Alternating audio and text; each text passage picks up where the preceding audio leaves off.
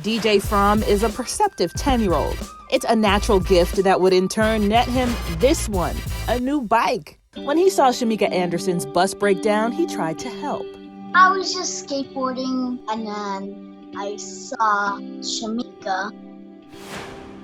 She was looking sad, so I decided to come up to her and try to cheer her up and comfort her. Wow, that is so sweet of you. What made you do that? Well, I already know I already have a sweet heart. This kid, DJ, walks up and he wants to know, is everybody on the bus okay? And I'm like, yeah, everything's fine. So he just started talking to me. Which lifted the frustrated Milwaukee County Transit driver's spirit. He kind of talked to everybody. And I'm like, there's no kids over here for you to play with. Where's your brother and sister?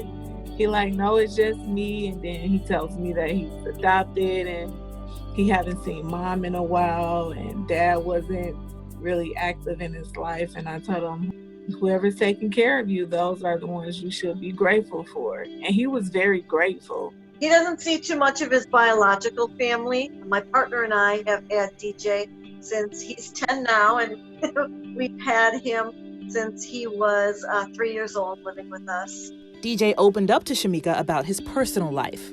He gone to tell me how they had been staying in a hotel for a while now, and he was just excited that they moved up to an apartment. So that was like very humbling for me, just hearing him say that. So I'm like, okay, where's your bike? Like, do you just ride the skateboard out here all day? And he's like, yeah. And you want to learn how to ride it? I'm like, I don't think I ever got on a skateboard before. So he holds me up to try to show me how to ride the skateboard. He got you on the skateboard?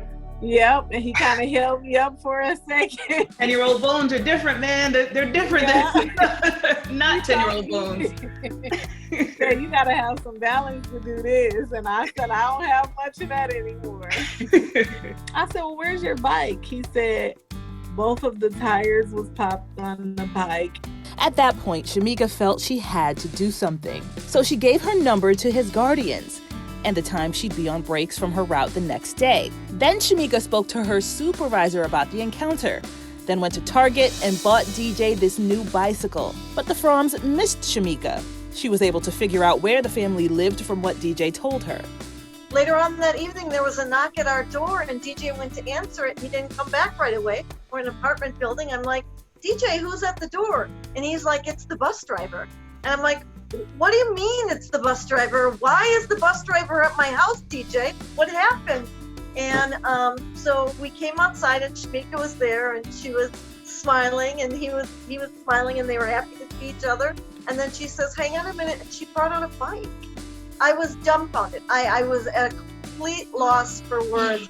That gesture meant the world to a family that has been through so much. Last November, my partner was diagnosed, she almost died, was diagnosed with 2 brain tumors. And I've been out of work through since coronavirus in March and just actually lost my job in June because the company filed for bankruptcy. How did that make you feel when you saw her show up and with the bike? My heart stopped for a minute and I just got the goosebumps and it warmed me up. It was the kindest gesture ever. It was just amazing. In the climate that we have with, with everything that's going on, and you just don't know somebody's story. And apparently DJ touched Shamika's heart, but Shamika so touched ours. It's just wonderful. This little tiny act, what made you do it?